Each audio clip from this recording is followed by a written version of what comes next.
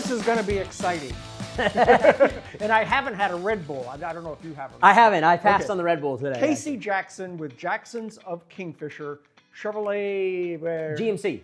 Chevrolet GMC. Yes, okay, sir. Cool. There's been some changes. I wasn't sure which. Yeah, that's right. Was in the GM family anymore. Yeah. I have a long connection with your family, and even before you were around. Yeah. And then, so how did this whole thing start? I mean, even before that, you actually grew up in Kingfisher. I was born in Kingfisher. Okay. At the old hospital that they tore down, and did they tear it down because of you? Potentially, yeah. I don't know. I was pretty young. I wouldn't know. I don't know what decisions were made, but I probably had something to do with it. Who knows? No, I was born in Kingfisher Hospital, and then went to Gilmore. Yep. And got to go to Camp Goddard. I was second year, and so that's kind of a cool thing around the Kingfisher community for sure. And so that maybe come into play a little bit later, but yeah. So Dad, and I'll just kind of tell you the story. If that's okay. Please do. Sure. Okay. Yeah. So when I was 12 years old, we moved to Enid, and we moved to Enid because my father, he had a Bruce. Yeah, Bruce Jackson. Okay. Yeah, Bruce. My mom's Linda Jackson. Okay. And Bruce and Linda, they started a small newspaper, the County Chronicle. Wait a minute, I didn't know that. Yeah, it was the county. Well, I think there was two, and I get these wrong, and I hope I don't get too many details wrong about our family history. But the County Chronicle, and they had a money, or they worked at the Money Miser, I think. But anyway, County Chronicle, I think, was the main one. And anyway, it was just Dad, and he'd go out and sell ads, and then he'd come back and write, and then the kids would get out of school, and Mom would help edit, and then they'd run to the city in Norman to get it printed, and they had to come back and wake up early in the morning and throw the paper, and then go back home, get a little bit of sleep, and put your sales shoes on and go sell ads again. So that was kind of that way, and very modest and difficult lifestyle for a while, and so he and Mom did that. Aunt Sue helped out.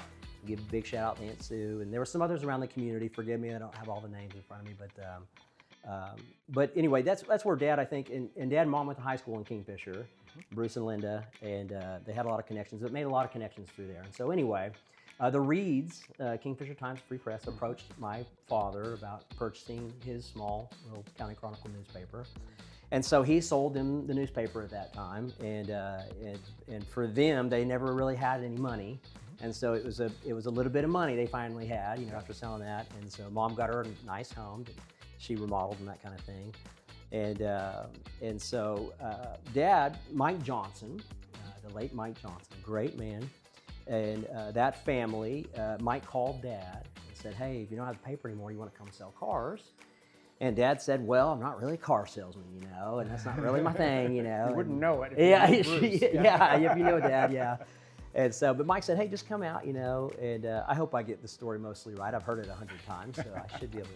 But anyway, Dad went out and worked on a Saturday kind of thing, and he realized it was just talking to people, and it wasn't some hardcore salesy kind of environment, and especially with the Johnson family, really good family, and I can't say enough good things about them. And so Dad, he ended up doing some walk-arounds and won some walk-around competition. A walk-around is when you show a vehicle and all the features of the vehicle and how well you can do that. And so, and again, he realized it was just talking to people, and he happens to be really good at that. And he loves people, and it's definitely in his wheelhouse to do so. And so he went to work for the Johnson family, and I'm gonna get the dates wrong, early 80s, okay, we'll leave it there. And then he worked, from what I understand, he and John Johnson, interestingly enough, sold a lot of conversion vans. It was kind of the story. Oh, I remember that. Yeah, John and Dad tell. Yeah, okay. They were together selling conversion vans through the 80s there. And again, I'm going to get a little bit of the details wrong, but he was there, I think, for, I believe, about 8 years. And they decided to open up Johnson's of Chickasha in Chickasha. Okay. So they started doing that, and they were commuting back and forth, and Dad was trying to help out best they can. And Dad said, "Hey guys, I appreciate you and your family, and maybe let me do the driving and that kind of thing." And so anyway, he spent a lot of time there managing Chickasha, and I believe he did that about 5 years. And then they decided that maybe let's do the same thing in Enid. So that's how Enid came into the picture. So I believe it was 93. And Dad went up to Enid, and he was there for about 3 years. I think it was in 96. Mom had a good idea to buy this business, and Dad thought, "Gosh, there's no way we can do this," and that kind of thing. with the grace of God and His will and hard work and the generosity and grace of the Johnson family, they allowed Dad to buy Johnson's of Enid at the time. Yep. And so that was in '96. Dad retained the name out of respect to the Johnson family for many, many years. Yep. In order to get that loan, in order to do that and for Mike to help out and everything, my grandfather had a cotton farm down in southwest Oklahoma, Mountain View area, for anybody that knows where that is. And anyway, he sold the farm and was able to give Dad a loan to kind of start. And so that's kind of what we started. We sold the farm literally to get into the automotive business. So was the dealership where it is today in Enid? Yes. It was owned by, oh my goodness, I'm going to forget. I should have wrote some of this down probably. It was Cherokee Motors, and it was R.C. Parrish, which is... I remember the name. Okay. Machine and Tool. Yes. Oh gosh. It's the Parrish family, but I know who you mean. Central Machine and Tool. Machine and Tool. Mm-hmm, yep. Oh. And so, and I don't know too much, I won't say too much about that, but I don't know. But he had it before the Johnson family bought it. Okay. And so, and we bought it from the Johnson family, and that's how we got into the car business.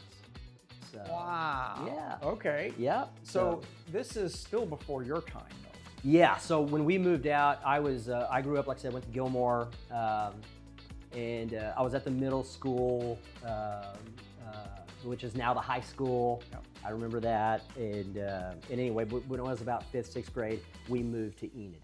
So then I went to Enid there, graduated from Enid High, and went to Oklahoma State and that kind of thing. So. And it was during that time when I was working with your dad. Yes. Doing all of the cable TV commercials. Yeah. And some of these crazy things. He hired an elephant. Yeah, sure. So the deal was that Bruce was really good at kind of going around the back end to get things done. And I guess he learned that the circus was going to be in town, and you could rent the elephant. And so we rented the elephant, and we made this ridiculous commercial about poo or something. Oh, I'll never forget it. Elephant These poo. are some of my childhood memories that you were associated with. Yes, and then he did a rodeo one. He had some kind of horses riding. I got pictures of having cowboy hats on as a kid at the dealership there. Oh, you were actually in that commercial. I could have been, yes, I seem to remember that. And then he was a clown with a shotgun shooting down prices. Yes. Yeah. And then we dropped a car off the top of the building with the crane, and it blew up. There were pyrotechnics and stuff. Yes. I mean, you got to remember, I was maybe 12 to 14, and so these were big memories of my life. And I remember my dad standing there, and he's in this gray suit, if you remember. His hair's all crazy, and he had it ripped down, you know, and he's covered in soot, and he gets out of the car. So the play was the car was on a crane, and I guess he was directing. I don't know what the commercial was, but essentially the car fell off the crane, hit the ground, and exploded. Yes. And then, of course, we changed camera angles, and then he gets out, all the smoke coming out of his ears, and I think he took a big puff of cigar. He did. I remember this, and so he was like, comes out in the smoke, and it was, those are classic. It was just crazy. Amazing, yeah. We need to dig some of those up. I know, man. YouTube would make him famous. So, so he's got that going, and it's growing and everything. So did you ever work at that dealership? Oh yeah, you know, it's my blood. You know, at 14, as soon as I could, I was mowing lawns there and washing cars, of course, you know, and just about anything they need me to do. Of course, couldn't drive or anything yet, but yeah, so I've started working there, and my personal journey in the automotive or in the dealership, I was a technician. I have a pretty big service background. And I was a service advisor, service manager, and so. So between there, you went to school. Yes, I went to Oklahoma State, Enid High, Oklahoma State, and then I switched my degree. It's kind of a long story we're gonna get into, but I switched my degree and from business to theater. Okay, and that's important because that shows. Yeah. So, and it was a very fun. Explains a few things. Yeah, interesting time. And I'd never done theater before, and I went out for a couple classes, and anyway, just took to it. Really enjoyed it, and so talked to parents about it. Switched my major, and I ended up in California, in Los Angeles. So my parents supported me, and went out there. Great experience. Probably, you know, it was one of the wildest decisions I ever made. So you went to be an actor? I did. Yep. Oh my! I did. I didn't realize that. Yeah, and it was. I was there for about 2 years. Right. Yeah, and just enough time to starve out. Yeah, just enough time to, actually, I would say it was enough time to realize what's most important. You know, and I had a nephew that was 3 years old at the time. He's at Oklahoma State now, and wonderful, Aiden, he's wonderful. But anyway, he was starting to talk, and I just started to realize, I just remember it because I was missing out on my family, you know, and that's the most important. So that's what we brought home, and one of the best things that happened to me in LA is I met my beautiful wife, Jaylee. Oh, really? Yep. And so we met out, she's from Oklahoma, southeast Oklahoma, yep. And we really feel like the Lord put us together, and it was just an incredible experience. And I actually worked for her. I needed to find a job, and so of course I was waiting tables, and she worked at a really nice restaurant. And so anyway, that's how we met. So holy mackerel. Pretty neat. All right, so now you're back in Oklahoma. Yep, we come on back. Working in Enid. Yep. And I helped my brother with a few things. My brother, there's 4 sons in our family, and my oldest brother, Shane Jackson, runs Jackson's of Enid, Chrysler Dodge Jeep Ram in Enid. And my other brother, Dusty, another older brother, he's been very, very successful over the years, very smart guy, and doing some things in real estate and also insurance right now. Been highly successful with that. And then, so it's been a family business. My younger brother, he's involved. His name's Nick. He's also got, he's involved in our family businesses, both Shane and Enid and me and Kingfisher at the Chevy store. And he's also got some coffee shops he started about 10 years ago. In Enid, yep. Da Vinci's. Yep. And so it's kind of a locally owned farm table, really wonderful places. And his wife, Maggie, is like an interior decorator, and so they got great atmosphere. But he started some coffee shops there, and they actually started a restaurant called Volare, which is like a brunch place. And so it's a little bit bougie. The prices aren't terrible or anything, of course, but enough to hopefully pay the bills and everything. But the family owns another restaurant. Yes, legendary. Yes. This place, if you're from anywhere, like it's north of Hennessy, you'll know about the Flamingo. The Flamingo, yep. What's the slogan? It's where the beer is cold, the food is great, and the parking sucks since 1968 or something, or 58 or something. So you need 4-wheel drive to get into the parking spot. Yeah. Okay. It's actually Nick had some shirts made with that slogan on it. And so they've done some things. They try to keep it as original as possible. It's like you said, it's really kind of a it's a staple. I mean, it's been there. We've got newspaper articles like that, you know, from the 60s or whatever it's been there. So that's been a neat endeavor. We've had that for maybe about a year. And my oldest brother Shane, he helps out quite a bit. And they bought nicer meat. I'll say that. That's been a big deal. And you know, they don't want to change too much, but because it's just such a great place and I think it's a part of Enid. I mean, it really is down there. It's a landmark. Yeah. And so our family's been happy to kind of take on that torch and bear it for the Enid community. And so, so that's. So how did the Kingfisher store come into play? I worked, my older brother, we started kind of a used car operation. He started a used car operation. I went to work for him, and our whole family was part ownership in it. Went to work for him. It was based out of Kansas City. And so we went up there, and he had gotten cahoots with a banker out of Dallas, and he was a pretty good operator. And so this banker was helping him acquire some different dealerships, and they were like a used car platform, not necessarily a new franchise. And so he was very successful with that. And then I came on to be his service director. So I had 4 service centers and 60-some technicians, and it was a much larger business. And honestly, it was a big business. And we're not, the corporate environment, I'd say, is not in our blood. You know, it's not who we are. We'd rather have a community, a family, and to be part of something and be in that part of something. So anyway, we end up selling that business off and then moving back, or no, I didn't say moving, coming back home. And so I helped my brother for probably a year or two. I got back into the franchise myself after that. And then we looked for probably 2 years with a broker to try to find a dealership to try to grow our family businesses. And God provided Kingfisher, Oklahoma, of all places. So once we got a call from the broker, he came back home. Yep, and that was in late 2018. Okay. Yeah. And we bought from the Dobrinsky family, wonderful family. And that was a brand new dealership at the time.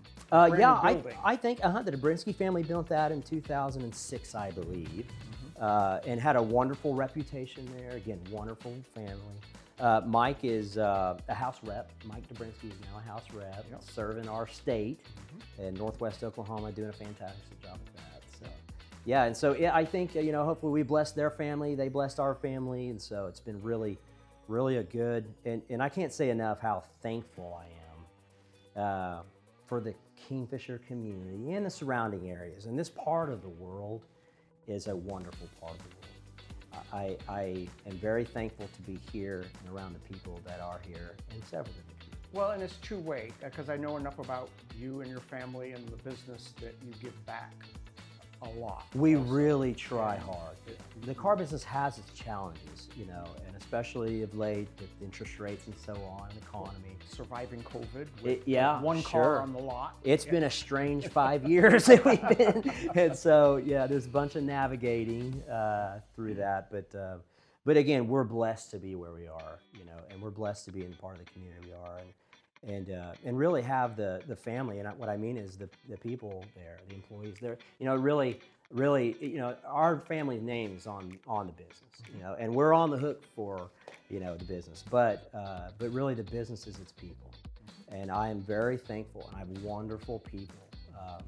It's a wonderful family that work with me there, and so couldn't be more thankful for that. Okay, so the question I have driving by there like 9 times a day is how do you end up with like nearly 100 white vans? Yeah, that's a good question. Somebody pushed the wrong button when you ordered. It should have been 1 and he pushed 100. It feels that way sometimes, especially for me, because I'm the guy having to manage it all. But no, I have a really good fleet manager, and his name is Travis Pace. And again, I feel, I really do feel like God has brought me people and relationships and network, and Travis Pace is certainly one of those. He's an interesting person. He's very intelligent, uniquely intelligent, and uniquely passionate about product and the brand.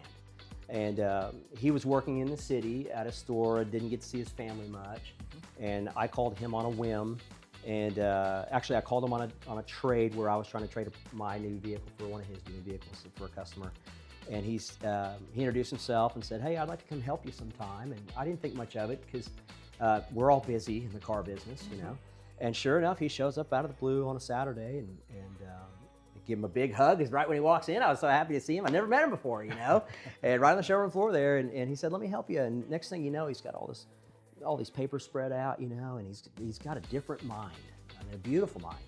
And he laid everything out, and he made everything that was so complicated that Mike Dobrinsky tried to help me understand, which I was not smart enough for the most part, but he helped me understand how to build trucks and that kind of thing. So anyway, we got together, and we shared common values, family and so on, and so he decided to come work for our family, and he's done a great job. And so we're running several large fleet companies, oil field and so on, and one day a gentleman by the name of Steve Polis walks in, and Steve was a potential client, I should say at the time, and he dealt in vans. And I didn't know anything about vans, really, and I certainly, when he started talking about his business and how many vans we would have to stock and so on, it was concerning. It was, at first, but the more I talked to him, he is a wonderful man. Again, he knows and loves the Lord, and he's had a very strong, good business. Steve is, he's worked at this specific niche kind of business for many years and had a great reputation with GM. And so, matter of fact, OnStar, GM's communication OnStar, they came and shot a national commercial promoting OnStar in Kingfisher, Oklahoma. And Steve right there was on the showroom. We had a full production crew come in from California, and it was neat. It was a neat deal, and so he is the one that brought us vans, and it's been a wonderful relationship. We've been doing business with him maybe 3 or 4 years, and we've done a pretty good job. Travis especially, I can't give enough credit. We've taken good care of him, and I hope, and I'm sure he's happy with it, and I'm sure he would let me know. We're pretty close as you can imagine. But anyway, it's been a wonderful relationship with Steve. And yeah, we ship vans. You see about 2/3 of them Oh, really? There's more. There's more. Yeah, there's more and more. And so, but we ship those all over the country. And are they upfitted or? Uh-huh. Oh, okay. Very good question. Turn them into plumber trucks and. A quick story. You're going to have to do a lot of editing here, Jeff, probably. That's good stuff. Okay, so he comes in one day. First time I meet him. Very unique, interesting guy. Very intelligent. And, he and Travis are a lot alike, actually, in many ways. And so we go to El Charro to grab a bite to eat. We're just having a casual conversation. And the next thing I know, I'm sitting at the table with two of these extremely intelligent people. And they're talking about his business is a carpet business. Okay, it's a carpet cleaning, and he ships these vans. He has proprietary and trademarks on a lot of the hardware that go into these vans. They tie into the cooling system to create steam. They tie into like a PTO or transfer units for pumps. And he sells these vans all over the country. He's got 4 or 5 service centers that upfit these things. The ads that go on after they purchase the vans, about roughly anywhere from probably $35,000 up to $45,000 or $50,000 worth of equipment to go in these vans. So we send them to the city, they get bed lines in them and that kind of thing, and then they kind of distribute all over the place. So, and I think this year we sold around 400. Oh my gosh! Yeah, and so very thankful. I mean, just a blessing. All of it, a blessing. You know, I've worked at a dealership very early in my life, and I remember we had a party one day, and we sold 100 cars that year. Wow. Oh, for the year? The year. Okay, cool. cool. And now, like, you guys do that like a month. Oh, no, like, Lord, I so, wish. Yeah. No, we don't do that. But yeah, for a year. Okay. We were sending it home. What did you do there? I was a technician. Oh, were you? Yeah. How cool is that? I started the used car department and then went to the line. I was a line mechanic, and then I was the techie guy. So I actually worked for General Motors in the Terrytown district, which was all of New England. And I had this really cool van with all the test equipment, and I was the go or no go guy. If I could fix it, then we were fixed. If I couldn't fix it, it was, figure out what to do with the car. Well, that's fast. Have you ever thought about getting back into automotive? No. Well, that's fascinating. No, so I'm highly mechanically inclined. Cool. And you said General Motors? Yeah. Fascinating. Yeah, I was in the Chevrolet division. Yeah, Worked out of Terrytown up in Massachusetts. Yeah. Wow, very neat. So, very cool. Yeah. Didn't know that about you. Yeah. Yeah, neat. Yep. So, so anyway, that same dealership, the only time we'd have more than like 3 or 4 cars alike was either somebody pushed the wrong button and made a mistake, or we had something like that going on. Because that was the 70s when the hippie vans were all the shag carpet vans and everything, and so that was a huge business. Yeah, totally unique, and again, stocking that quantity and that kind of thing. We had to kind of really get our ducks in a row. And again, Steve is very well vetted with GM, and again, he's done a great job. And matter of fact, he's got one of the oldest agreements that we know of with GM for discounts in order to sell some of these things. Wow. And so, the fleet side's like a whole different. It is. It really is a whole different. It has nothing to do with my retail side. We don't manage it that way necessarily, internally or in house. But in GM is totally different too. Yep, totally different too. So wow, it's very interesting. That is crazy. Yep. What a story. I had no idea we were going deep. This is really cool to know. Now your wife works with you. And do you have any of your children involved yet? Or? Not yet. They're still in high school, and we've had them on the summers, detailing that kind of thing a little bit, but not seriously involved. And it's very important. My dad was this way too. It's very important that they get other work experiences. And so in our family, I have such a great family, and family and business can be very difficult. But we have been, and I think Dad, he might have modeled. I'd like to give Johnson some more credit or homage, or really to what good people they are. But maybe Dad saw some of that and saw how it can work. But with his sons and the 4 of us being involved, owners and Mom and Dad, we've really, as difficult as times can be, we really hold the core of our love and bond together is above all else. And so it's been it's been, there obviously challenges of time, but what a blessing have we had, and God has blessed us and our family for all we have. And we're super thankful for it all. Wow. Yeah, it's been a really fun journey, and I'm excited to see where it goes.